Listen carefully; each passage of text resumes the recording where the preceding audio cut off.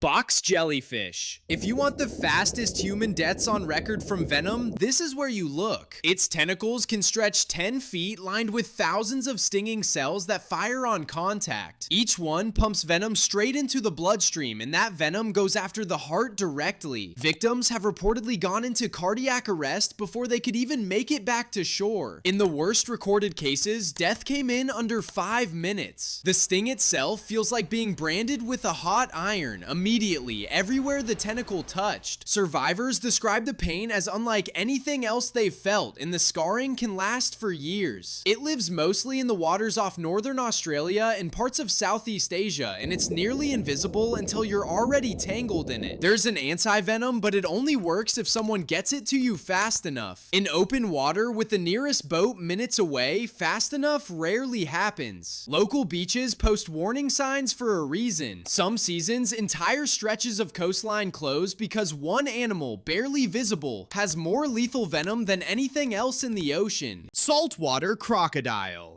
The ambush is the whole point. A saltwater crocodile can sit motionless for hours, eyes just above the waterline, looking exactly like a floating log. Then, in under a second, it launches its entire body out of the water and clamps down with roughly 3,700 pounds of bite force, more than any other animal alive. Once it has you, the fight is already over. It drags you under and starts the death roll, spinning its whole body to disorient you and tear away flesh at the same time. Most victims don't die from the bite itself. They drown, pinned underwater by an animal that can hold its breath far longer than any human ever could. It happens in seconds. There's no time to swim away, and often no warning at all. These crocodiles grow past 20 feet and can weigh over a ton, patrolling rivers and coastlines across Australia and Southeast Asia. Locals who live near them know one rule above all others: never assume the water is empty. Most attacks start with someone certain there was nothing in the water. Cape buffalo. Hunters in Africa have a nickname for this one: the Black Death. It's not the fastest animal on the savannah, and it's not a predator. It's a grazing animal that happens to weigh close to a ton and carries a set of horns fused into a solid helmet across its skull. When it decides you're a threat, it doesn't retreat, it charges. A full-grown Cape buffalo can hit speeds over 35 miles per hour, and once those horns connect, they don't just wound, they toss a human body like it weighs nothing, then come back and do it again on the ground, driving those horns through ribs and organs in seconds. What makes it especially dangerous is the grudge. Wounded buffalo have been known to circle back and ambush the hunter who shot them, sometimes hours later, waiting in thick brush for a second chance. They're responsible for more hunter deaths in Africa than lions, leopards, or elephants combined by most estimates. Most of those deaths happen after the first shot already missed, when a wounded buffalo comes looking for whoever pulled the trigger. Black Mamba.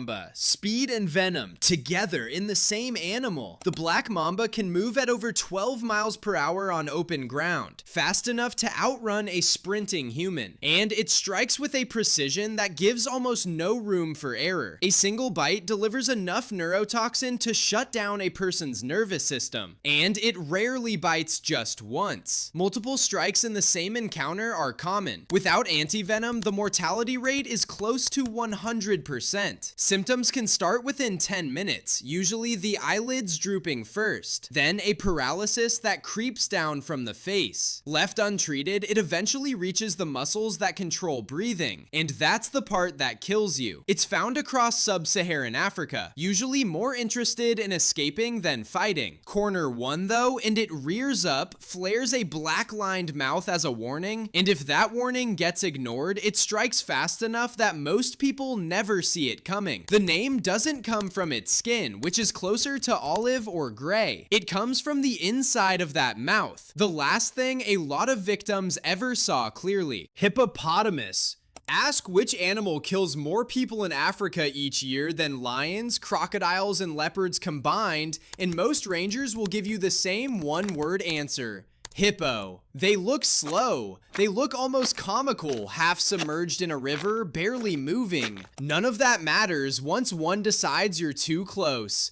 A hippo can run over 20 miles per hour on land, and in the water, it owns every inch of territory it claims. Its jaw opens to nearly 180 degrees and closes with enough force to snap a small boat in half. A single bite can remove a limb or crush a rib cage, and either one leaves little chance of survival. Most attacks happen because someone got between a hippo and the water, or between a mother and her calf. Hippos aren't hunting, they're territorial and quick to anger, and adults can weigh up to 3,000 pounds, which means a moment of bad luck is often all it takes. Fishermen along African rivers know to watch the water constantly because the surface gives almost no warning before something that size decides you're no longer welcome. Blue-ringed octopus.